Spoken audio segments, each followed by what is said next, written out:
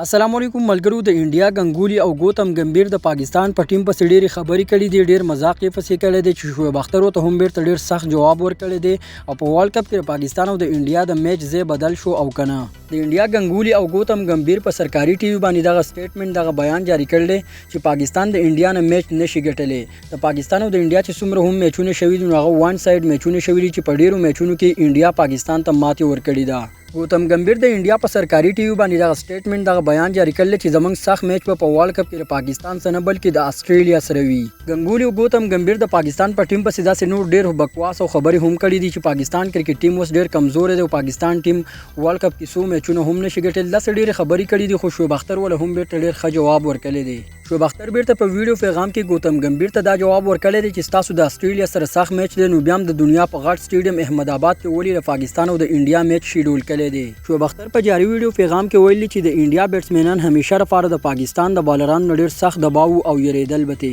شعیب اختر په خپل سوشل میډیا اکاونټ ټوئیټر باندې د پاکستان او د انډیا د میچ یو کلیپ شیر کړی دی چې په دې ویډیو کلیپ کې لیدای شي چې شعیب اختر د انډیا ساور غنګولي په باونسر باندې ولي شعیب اختر ویلي چې د انډیا د ټیم حقیقت دا چې خبرې او قصې ډېرې دي چې ډېر وخت وشو چې د انډیا کرکټ ټیم نه چیمپیونز ټرافي ګټلې ده نه د ورلد کپ فائنل ته وتلې دي نه د ایشیا کپ فائنل ته وتلې دي او نه ایشیا کپ ګټلې دي شعیب اختر ویل چې پاکستان کرکټ ټیم کم از کم د چیمپیونز ټرافي 2017 فائنل میچ هم ګټلو چې دا میچ د انډیا نه ګټلو دین علاوه پاکستان کرکټ ټیم د ایشیا کپ فائنل ته هم وته او د 2022 چې کوم ټي 20 ورلد کپ نو داغه فائنل ته هم وته شعیب اختر ویلي چې پاکستان کرکټ ټیم سره د دنیا نمبر 1 فاست بولینګ اٹیک ور سره دی که ورلد کپ نشي ګټلې نو انډیا کرکټ ټیم ته شکست خامخا ورکولې شي په دې روان ورلد کپ کې شعیب اختر ویلي چې غنګولي او ګوتم ګمبیر خو یا په میچ باندې نه پوهیږي او یا حقیقت نه ښکاره کوي شعیب اختر ویلي چې پاکستان او د انډیا چې د 2011 نه راپدې خو څومره هم میچونه شوي دي نو هر میچ اخیری اوور لرسیدلې دی شعیب اختر ویل چې په ورلد کپ او په ایشیا کپ کې لاره پاکستان او د انډیا میچ شوی نه دی چې په ایډوانسو کې د انډیا میډیا د میچ د پاکستان نه ګټلې دی تاسو وګورئ نو د میچ نه مخکې د انډیا چې د څومره لوبغاړي دي په خواني دي د ډېر زیات خبرې کوي په پاکستان کرکټ ټیم پسې او چې کله پاکستان کرکټ ټیم میچ وګټي نو دغه لوبغاړي بیا مکمل ورکوي چې بیا دوباره بیرته پاکستان کرکټ ټیم صفتونه کوي